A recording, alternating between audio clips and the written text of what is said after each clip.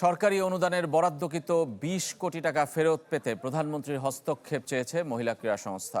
দুপুরে ধানমন্ডি মহিলা ক্রীড়া কমপ্লেক্সে সংবাদ সম্মেলনে সভাপতি ব্যারিস্টার সারোয়াত সিরাজ শুক্লা জানান, ২০২২ এবং ২৪ সালে দুদফায় ১০ কোটি টাকা করে অনুদান দিয়েছিল সরকার, যা দিয়ে এফডিআর করা হয়। ৫ আগস্টের পরও সেই অর্থের লভ্যাংশ পেয়ে আসছিল সংস্থাটি, কিন্তু ২০২৫ সালের আগস্টের পর তা বন্ধ হয়ে যায়। এরপর ব্যাংকে একাধিকবার চিঠি দিলেও কোনো উত্তর পায়নি তারা। পরে বরাদ্দকৃত টাকা অন্তর্বর্তী সরকার ত্রাণ ও কল্যাণ তহবিলে ফেরত নিয়েছে বলে জানা যায়। এরপর বিভিন্ন ক্রীড়া প্রতিযোগিতা বাতিল করতে বাধ্য হয় মহিলা ক্রীড়া সংস্থা।